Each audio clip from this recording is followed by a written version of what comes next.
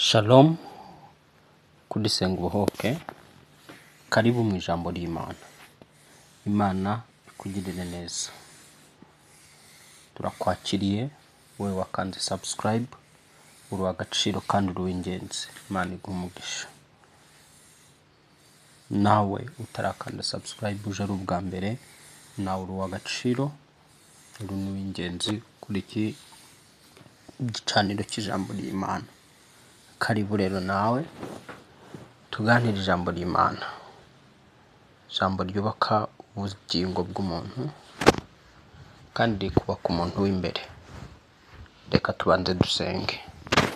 Mana y'icyubahiro, tuguhaye ikaze, ngwino ufate akanwa kacu, ufate amatwi yacu, ufate ururimi rwacu, ufate ijwi ryacu, ufate ubwenge bwacu witeka, ufate imyumvire n'imitekerereze yose, mwami, byose byuzuzwa ijambo ryawe, byuzure ijambo ryawe, dukoropemo ikitari ijambo ryawe, duterekemo ijambo ryawe.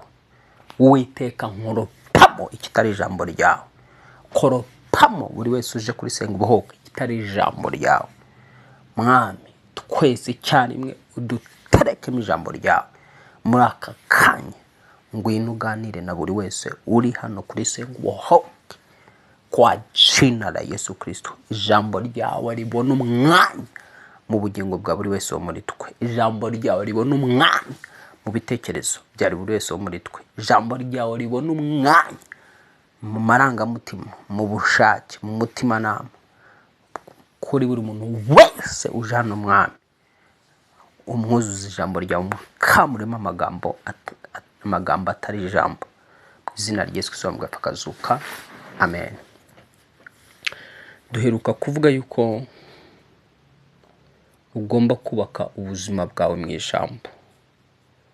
Tubona yuko nubaka ubuzima bwawe mu ijambo ry'Imana, kuko ijambo ry'Imana niryo ryaremye ibigaragara ibi byose tubona byabayeho binyuze mu ijambo, byabyawe n'ijambo, kandi n'aka kanya isi ifashwe n'ijambo, izakurwaho n'irindi jambo.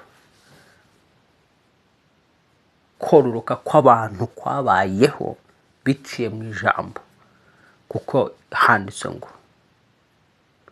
nuko iha uwo mugabo n'umugore umugisha, irababwira ngo mubisyare, mwororoke, mugwire, mwuzure isi. Iryo jambo yarirekuriye ku mugabo n'umugore, ababiri gusa bakomokaho imiryango yose n'amoko yose yo mu isi. So ijambo rero ugomba gushaka umwanya mu buzima bwawe, ukarishakira umwanya, rikaba stoke muri wowe. Kubera iki ijambo rigomba kuba stoke muri wowe? Dawidi yaravuze ngo nabitse ijambo ryawe mu mutima wanjye kugira ngo ntagucomoraho. Iyo ijambo ry'Imana ryagwiriye muri wowe,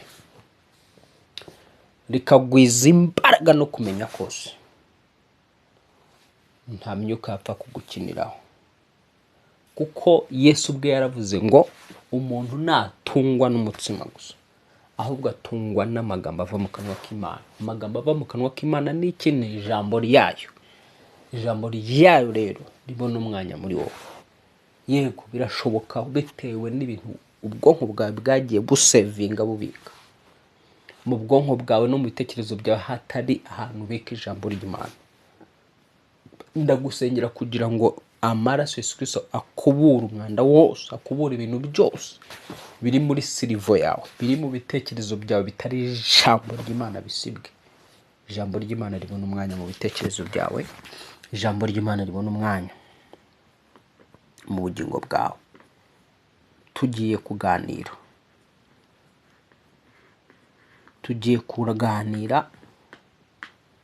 ku kurandura ikibi mu buzima bwawe. Randura, ijambo titire y'iryo jambo riravuga ngo randura ikibi mu buzima bwawe. Ubundi ubwami bw'umwijima tuzi ko ari ubwami bw'Imana n'ubwami bw'umwijima. Ubwami bw'umwijima buyobora umwana w'umuntu biciye mu kibi cyangwa se mu cyaha. ubwami bw'Imana bukayobora umwana w'umuntu biciye mu gukiranuka. Ni wowe rero ugomba guhitamo ubwami ugomba kwerekezamo. Gusa uri hano ndagushimira ko tubarizwa mu bwami bw'Imana njye nawe. Reka dusome ibyanditswe byera hanyuma dukomeze. Abaroma 12:1. Abaroma 12. Abaroma 12 umurongo wa mbere handitse ngo nuko bene data ndabinginga kubw'imbabazi z'Imana ngo mutangeho imibiri yanyu nk'ibitambo bizima byera bishimwe n'Imana, ariko kuyikorera kwanyu gukwiye. Kandi ntimwishushanye n'ab'iki gihe, ahubwo muhinduke rwose mugize imitima mishya, kugira ngo mumenye neza ibyo Imana ishaka, ari byo byiza bishimwa kandi bitunganye rwose. Ndababwira umuntu wese mbwirijwe n'ubuntu nahawe, mwe kwifata uko mutari, ahubwo mutekereze mwitonze nk'uko Imana yagereye umuntu wese kwizera.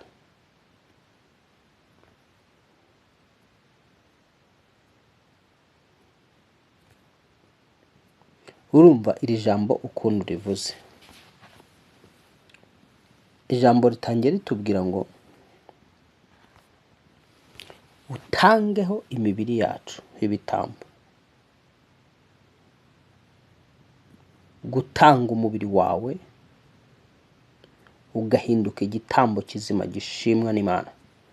Gutanga umubiri wawe bisobanura iki? Iyo utawutanze ku Mana, umubiri wawe iyo utawutanze ku Mana, mu isi y'umwuka Satani ahiga umubiri cyane. Abana b'umwijima bahiga umubiri cyane, cyane cyane umubiri uri original, kuko hari imibiri itari original, hari imibiri itari imibiri hano mu isi usanze uzi yakomotse ku butaka. Ubundi umubiri original wavuye mu butaka. Uyu mubiri original wavuye mu butaka, wibuke ko Adamu amaze gukora icyaha, Imana ikaza ivuma inzoka. Yabwiye inzoka ngo ibyo kurya byawe bizaba umukungugu w'ubutaka kugeza igihe uzapfira. Byibuke wa mukungugu waturutsemo iki? Ngo nuko Imana ifata umukungugu wo hasi uremamo umuntu, ngo umuntu imuhumekeramo umwuka w'ubugingo. Ariko twongera tubona Imana ivuma inzoka ibwira ngo ibyo kurya byawe bizandika umukungugu wo hasi. Rero Satani abahiga umubiri cyane, bashakisha icyitwa inyama z'umuntu, umuntu nyakuri, maraso y'umuntu nyakuri. Kuko hano mu isi hari abantu batuzuye, hari abantu badashyitse. Ndumva icyo cyigisho narakivuzeho, ariko kandi nzakigaruka kaho. Ushobora kubona umubiri w'umuntu ukagira ngo ni umuntu ariko atari umuntu. None rero wowe ufite umubiri rero muzima, Imana irawugusaba ngo utangeho igitambo. Ntabwo bivuze ko utangeho igitambo ko ugomba gupfa cyangwa kwicwa. Oya, ni ukwitandukanya n'ikibi. Wamara kwitandukanya n'ikibi, noneho umubiri wawe ukawegurira gukora ibyiza. Umubiri wawe ukawushyira mu biganza by'Imana kugira ngo ukoreshwe n'Imana imirimo myiza yo gukiranuka. Rero ubwami bw'Imana bukeneye nabwo umubiri wawe, kuko ari ubwami bw'Imana ari n'ubwami bw'umwijima. Bombi bakenera umubiri kugira ngo babashe gukora akazi kabo hano mu isi. Imana ikeneye umubiri wawe kugira ngo witize umubiri wawe isoze umugambi wayo yifuza gusoza hano mu isi, ariko biciye muri wowe. Na Satani yifuza umubiri wawe, ariko ugomba kuha Imana ku manywa na nijoro kugira ngo Imana wigarurire. Twavugaga ko ubwami bw'Imana buyobora umuntu biciye mu gukiranuka. Ubwami bw'Imana buyobora umuntu biciye mu gukiranuka, ariko ubwami bwa Satani bukayobora umuntu buciye mu kibi. Niyo mpamvu Yesu muri Matayo igice cya 6 yihanangirije abigishwa, aravuga ngo ntimukiganyire ngo muzarya iki cyangwa muzambara iki, ngo kuko ibyo nibyo abapagani bo mu isi bashaka, ngo kandi so mu ijuru azi ko namwe mubikwiriye. Aravuga ngo ahubwo mwebweho mubanze mushake ubwami bw'Imana no gukiranuka. Wowe umutwaro nanjye Yesu yadusigiye, umutwaro Yesu yansigiye nawe akawugusigira, no gushaka ubwami bw'Imana no gukiranuka. Agusezeranya ko Imana izi neza ko ibyo kurya n'ibyo kwambara Imana irabizi cyane kubikeneye kandi ko ari ngombwa, ariko ikagusaba ngo wihangayikishwa, wita umutwe, wikwivuna cyane, wistressa cyane,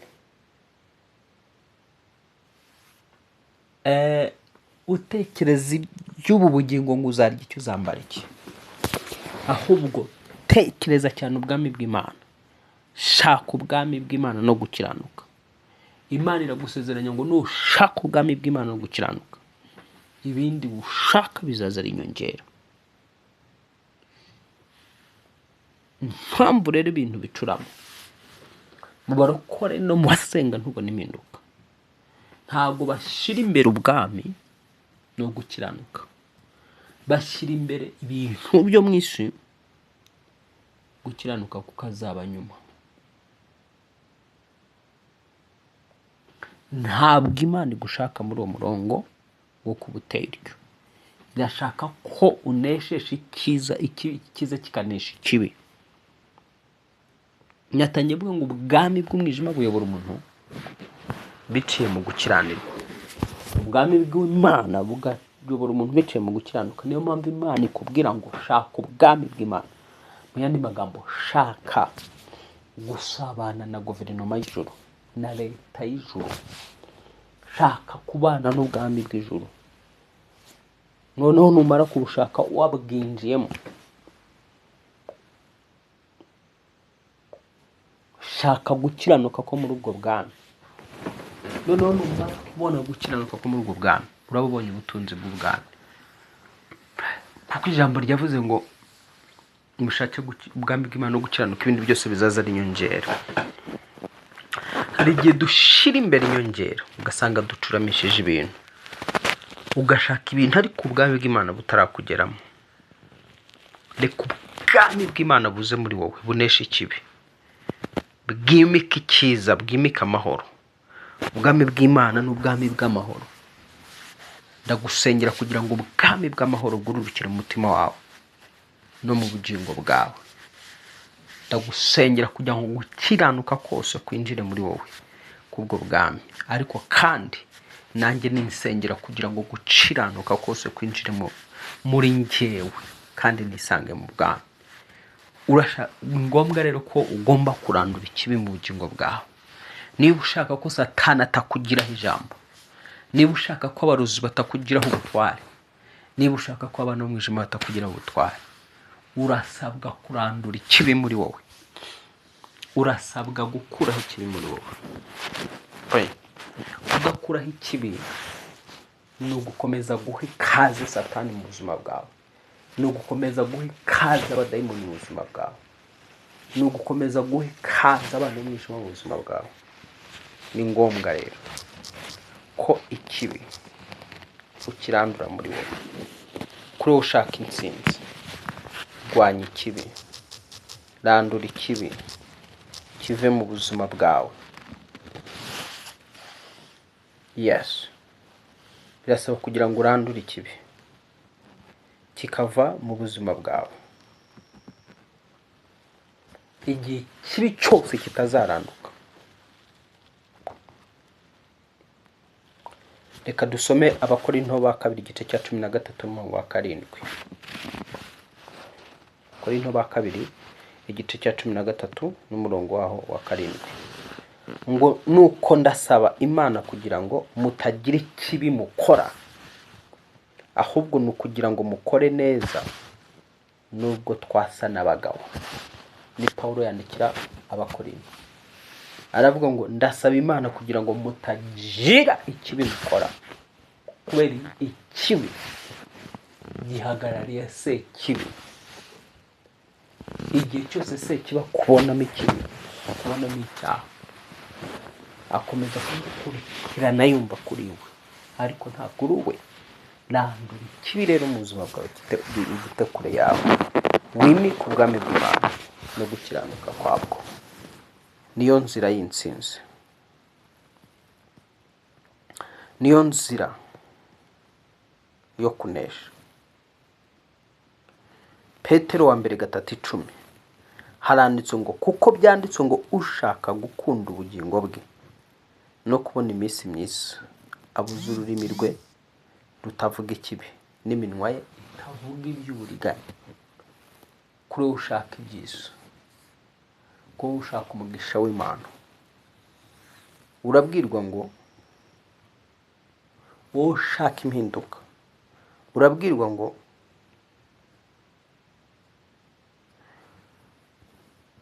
ushaka gukunda ubugingo no kubona iminsi myiza. Ntushaka ubugingo, ntushaka kubona iminsi myiza mu buzima bwawe, ntushaka kubona iminsi mikuru ku buzima bwawe. Niba ukeneye iyo minsi mikuru ku buzima bwawe, ijambo rirakugira inama ngo buza ururimi rwawe rutavuga ibibi, n'iminwa yawe yirinde kuvuga iby'uburiganya. Ikibi gitabwe kure y'ubuzima bwawe, kugira ngo ibyiza ari byo biganza mu izina rya Yesu. Yohana wa 3:11 ngo ukundwa ntukigane ikibi, ahubwo wigane icyiza. Ukora ibyiza niwe w'Imana, naho ukora ibibi ntiyari yakabona Imana. Ni ngombwa kurandura ibibi kugira ngo ubone Imana. Bya bibi wiyizimo, bwa bubi wiyizimo nanjye nizimo, njye nawe burasaba kugira ngo tuburandure kugira ngo Imana iganze. Ukundwa ngo ntukigane ikibi. Mpamvu yo kutigana ikibi nuko ikibi gifite se w'ibibi bikuri, ari we Satani. Rero iyo ikibi cyabonetse muri wowe, Satani ahita kuburana, akumva ko yakugira ubutware, akumva ko wabuwe. Ariko mu izina rya Yesu w'Imana, nicyo gihe cyo kurandura rero ibyivanga muri destination yawe. Nicyo gihe cyo kurandura byivanga mu masezerano yawe.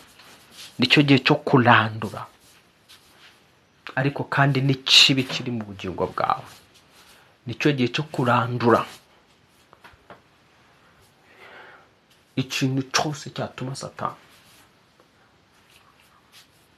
yumva ko agufiteho ububasha, yumva ko agufiteho ubutware. Ndagira ngo rero nyuma y'amagambo twagiye dusoma, reka dusoreze muri iri ngiri. Dusoreze muri iri.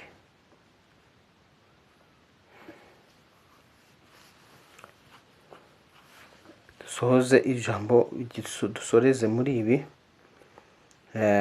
muri iri jambo.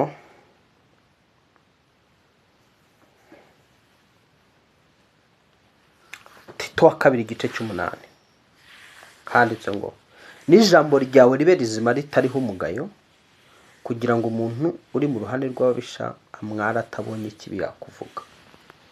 Imana ndashaka ko ibi biranduka mu bugingo bwawe. Imana ndashaka ko ibibi ubivanaho. Imana yabwiye Yeremiya iravuga ngo nuvana ibigaba mu bishimwa uzahinduka nk'akanwa kanjye. Urashaka kuba nk'akanwa k'Imana, urashaka kuzajya uvuga nawe ukabona hari rezilita, icyo uvuze cyabaye. ntekereza ko buri wese yakwifuza ko ahinduka akanwa k'Imana. Akanwa kawe kavanemo ibibi, kavanemo amagambo y'amateshwa n'amanjwe, kavanemo amagambo yo gusebanya, kimikemo ijambo ry'Imana gusa, kimikemo ijambo ry'Imana gusa, urebe ngo uraba umuntu udasanzwe. Ejo niho twavuze ko tugomba kubaka ubuzima bwacu mu ijambo. Niba ubaka ubuzima bwawe mu ijambo nta kizabunyeganyeza, ariko nubwo ubaka amagambo y'abantu urasenyuka. Ubaka ijambo ry'Imana, ubaka ubuzima bwawe n'imibereho yawe mu ijambo ry'Imana. Randura ikibi kugira ngo icyiza aricyo kiganza ubuzima bwawe. Wibuke ko umwuka tumwita umwuka wera, atura mu mutima utarimo ikibi, atura mu mutima wera. Si mu mutima gusa abashaka no kwitura mu bugingo bwawe, si mu bugingo gusa, ahubwo abashaka kugira ngo ibyumba byose bikoze umuntu w'imbere abyinjiremo byose abiyobora. Ni wowe rero ufite uburenganzira bwo kumurarika uyu mwami kaza akaba mu buzima bwawe, ibi bikavaho. Randura ikibi cyicishije, cyateje akaga iyi si. Dusoza, Yobu 11:14. Yobu 11:14. Hanyuma dufate umwanya w'isengesho rigufi.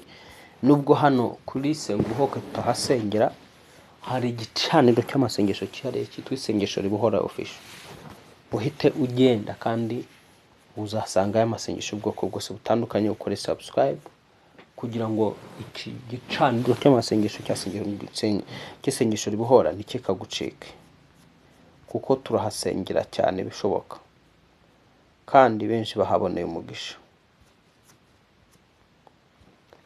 Yobu 11:14 handitse ngo, niba hari ikiri mu kuboko kwawe ugitekure.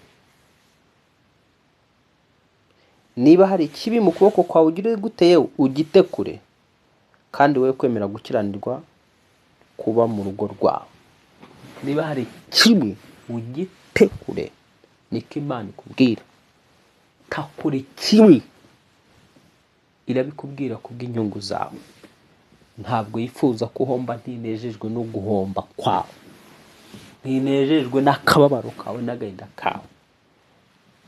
Niyo mpamvu ikubwira ngo ikibi gitekure. Ta ikibi kure, ta ikibi kure y'umutima wawe, ta ikibi kure y'amaso yawe, kure y'akanwa kawe. Ubundi urebe ngo Imana irakorana nawe, ubundi urebe ngo Imana irakora imirimo itigeze ikora mu buzima bwawe, ubundi urebe ngo uri bubuharuriye inzira z'Imana. Inzira z'Imana, tapi y'Imana ni ugukiranuka. Iyo wakiranutse ukaba uri umukiranutse, Imana igutemberera amanywa na nijoro.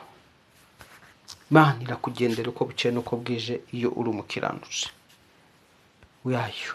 Tuba abakiranutsi bayo biciye muri Yesu Kristo. So Uwiteka aguhe. Nagusabaga rero kugira ngo ikibi, nk'uko ijambo ryavuze ngo ikibi ugitekure, gukiranirwa kube kure y'urugo rwawe. Ntukemere ko kuba mu rugo rwawe. Ubwami bw'Imana bwiteguye gukorana nawe biciye mu gukiranuka, kandi igihe bwakoranye nawe, ubwami bw'umwijima bugomba kuguhunga byanga bikunda. Imana ikugirire neza, Imana iguhe. Reka ngarukira aho ngaha.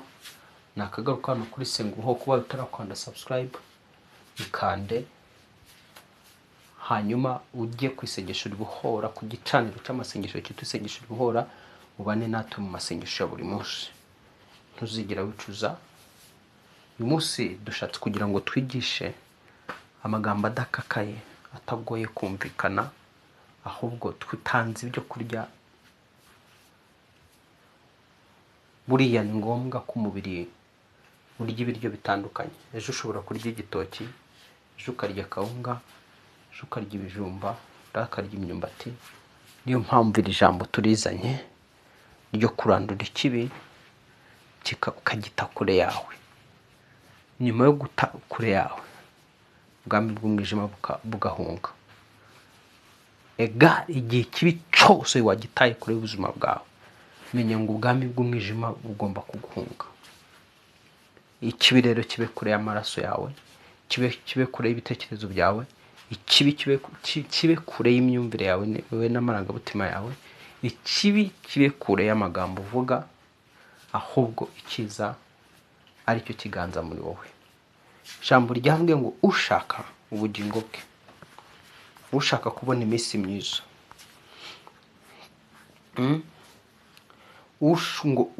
ushaka gukunda ubugingo no kubona iminsi myiza, abuze ururimi rwe rutavuga ikibi n'iminwa ye itavuga ibyo buriganya. Nizera ko twese tuza hano kuri Senga Ubehoke, turi hano kuri Senga Ubehoke twifuza ubugingo kandi tukifuza n'iminsi myiza. Imana rero ikuhe iminsi myiza, we wumvise ijambo ukaba ugiye guta ikibi kure yawe. Imana ikugirire neza mu izina rya Yesu. Imana ikugirire neza mu izina rya Yesu Kristo. Igutandukanye n'ikibi cyose cyakwiboheraho kikakwizingiraho hato na hato. Shalom, mugire umunsi mwiza. Nakagaruka ku isengesho ribohora official.